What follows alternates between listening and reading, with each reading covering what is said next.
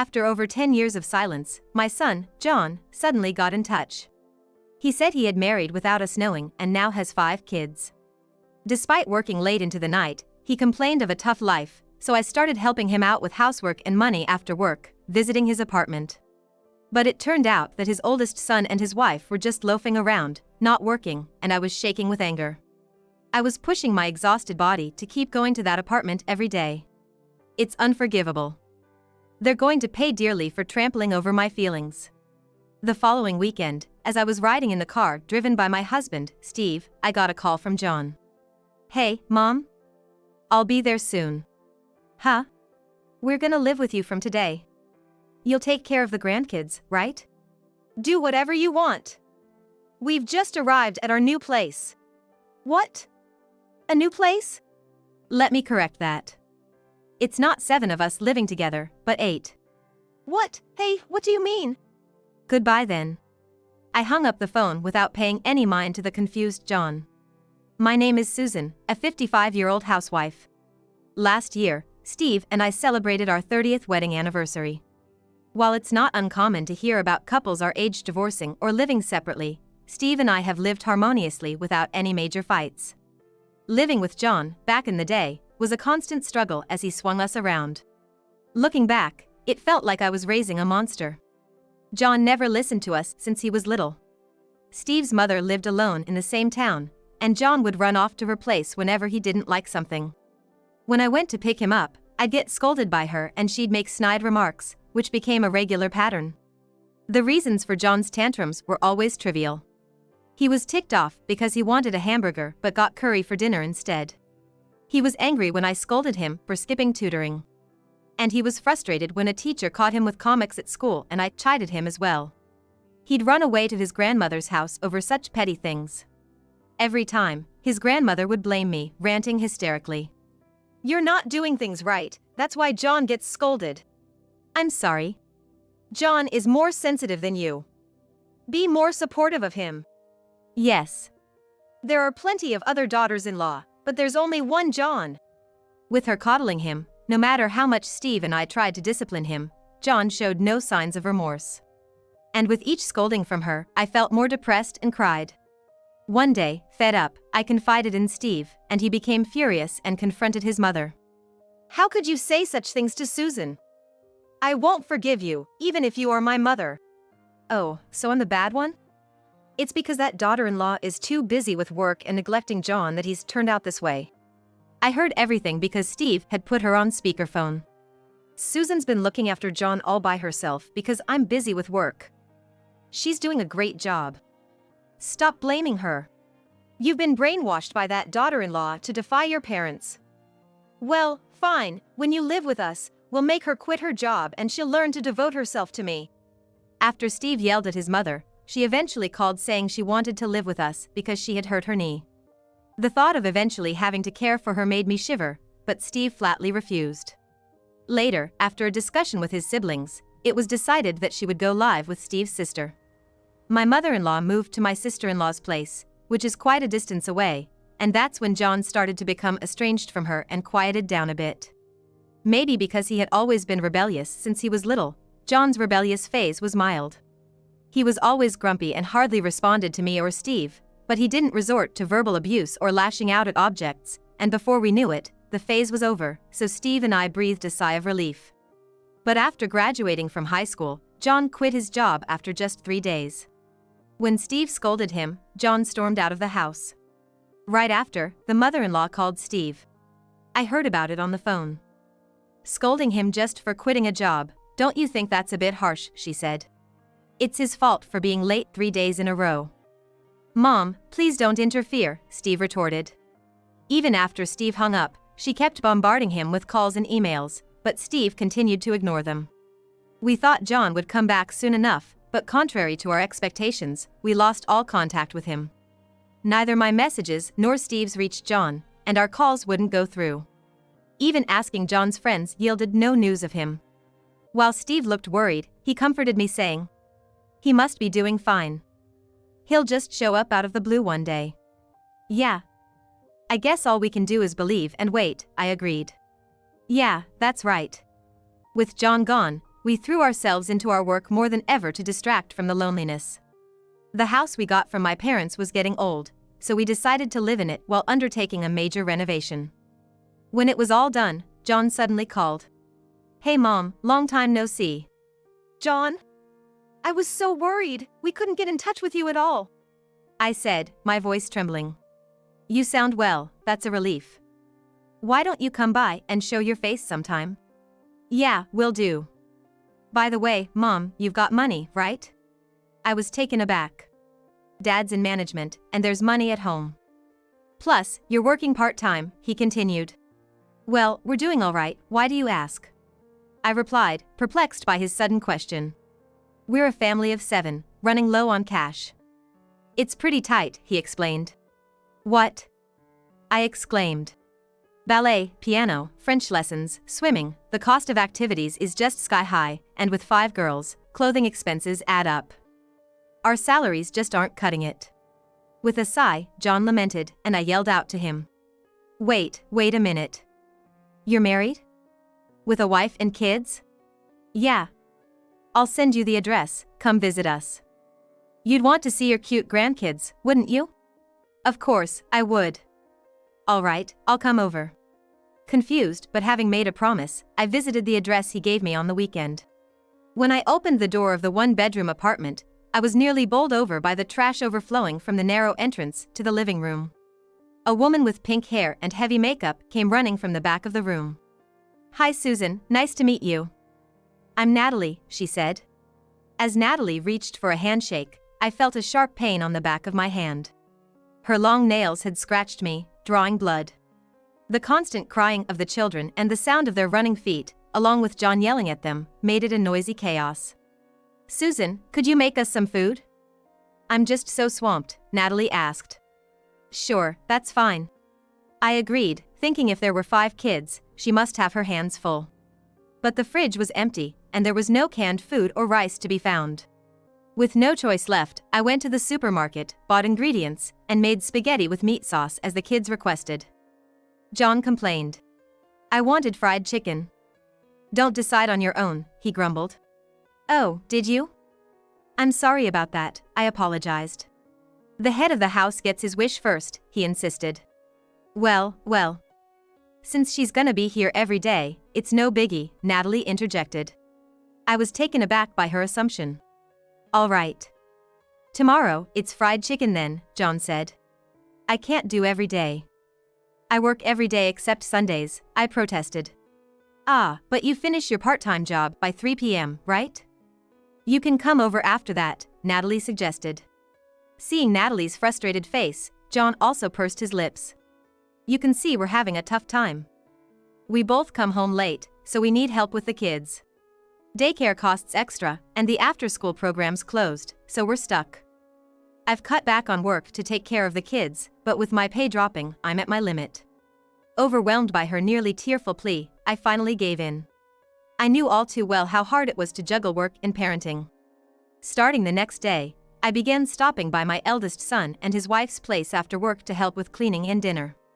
But no matter how tidy I left it, by the next day, the place was a mess again with candy wrappers, discarded clothes, and empty cans of juice and beer.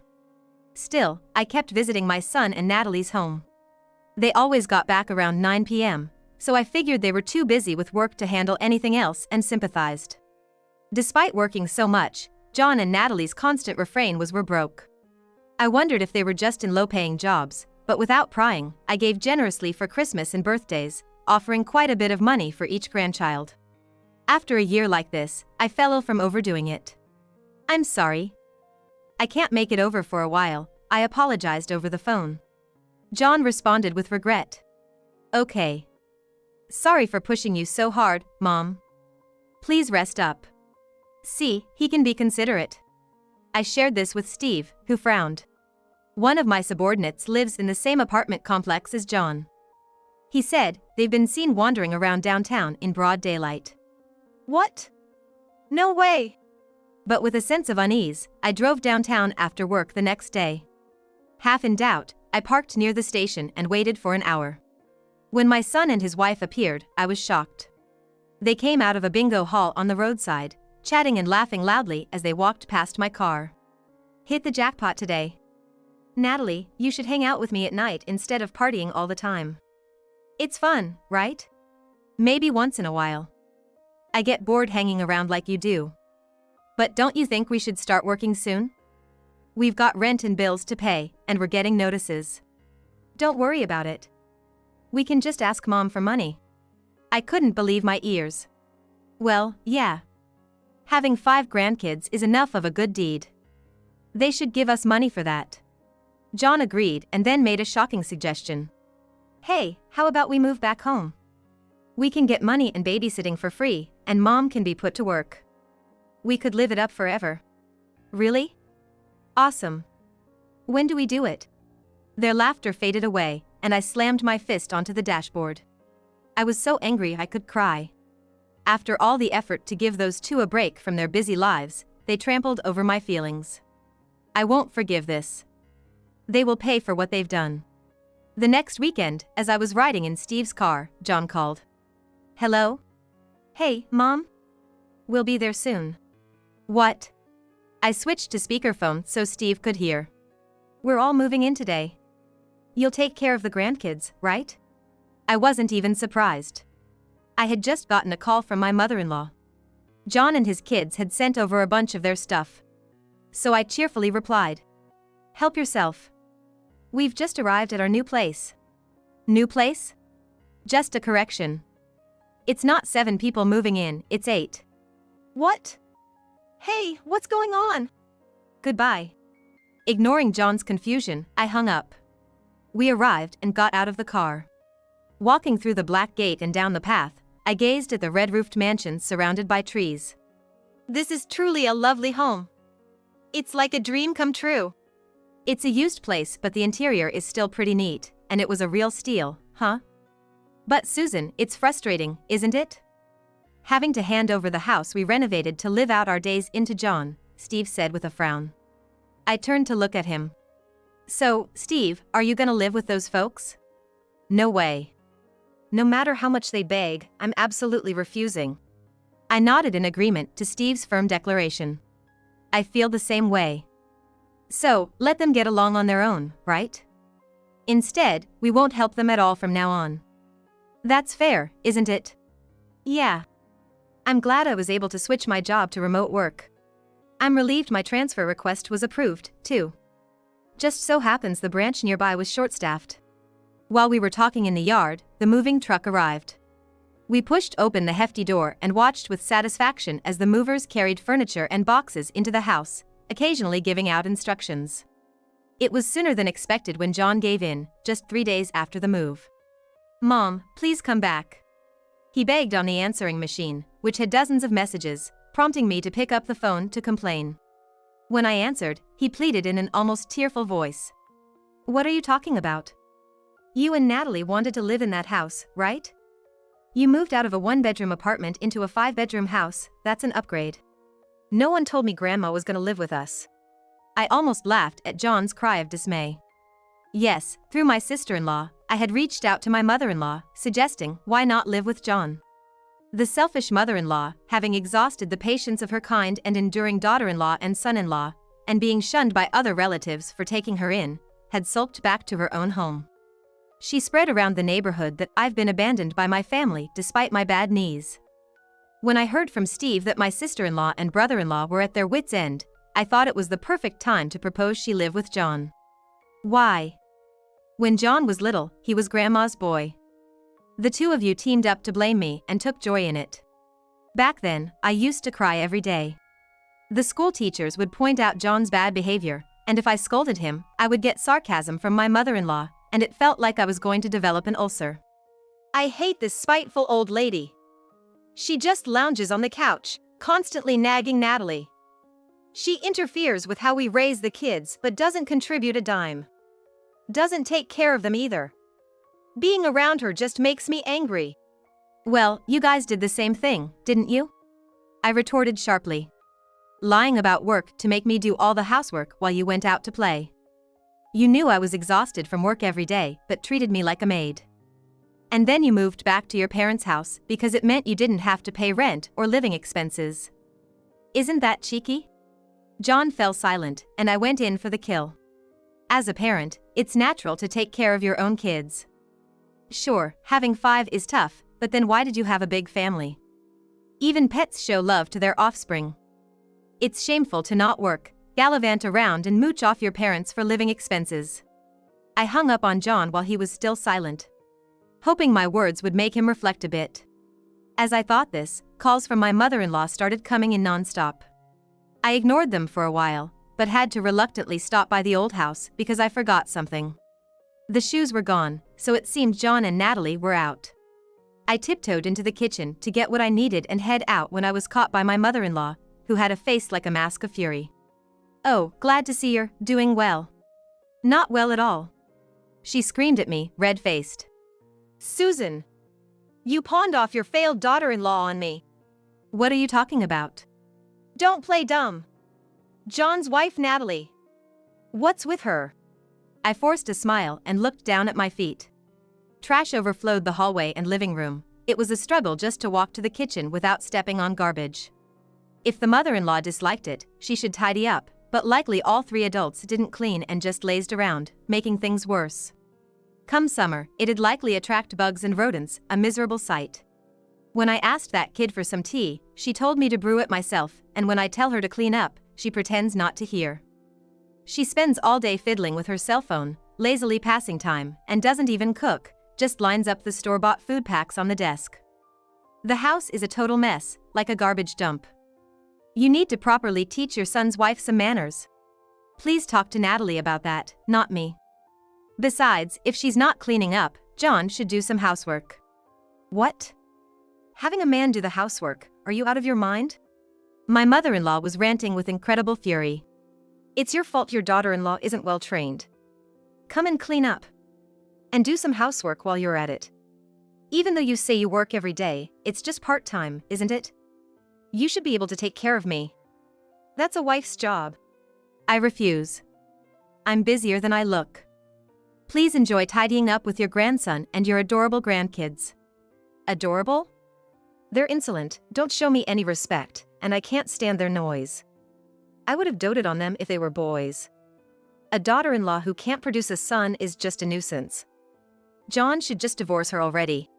I sighed and confronted my mother-in-law. "Did you say that in front of John and Natalie?" Of course I did. Then John got incredibly angry with me. Kicking out a poor old lady with bad legs, when did he become so heartless? That's why, your own children don't like you. What did you say? As my mother-in-law's eyes bulged with anger, I coolly informed her.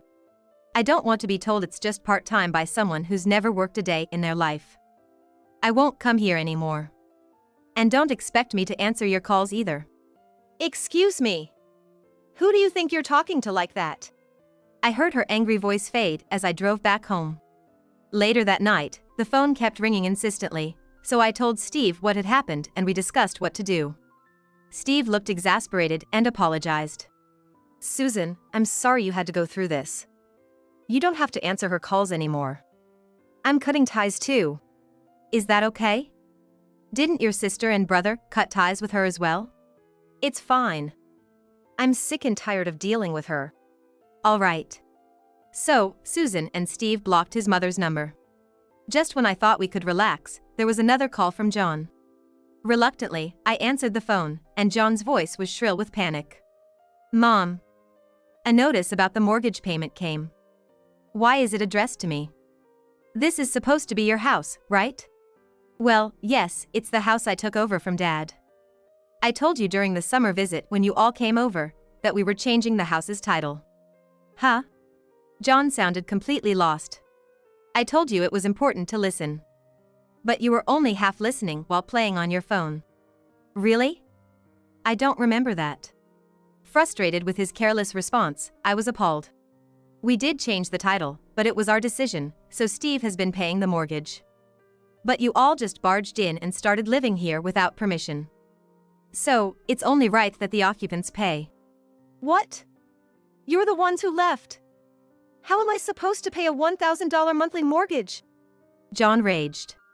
Me and Natalie are up to our necks in debt. That's not my problem.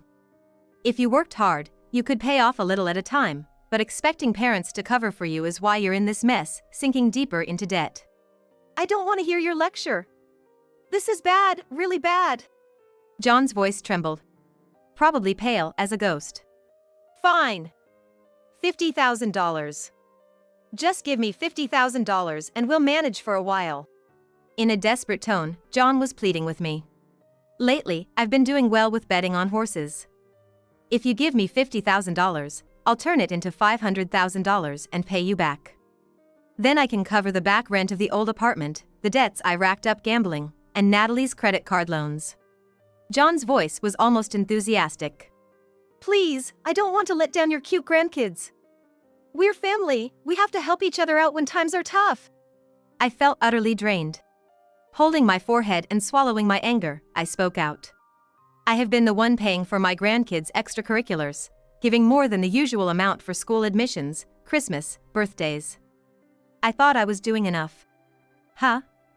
All that probably doesn't even add up to $10,000. That's nowhere near enough. You're the parent, you're supposed to help your kids.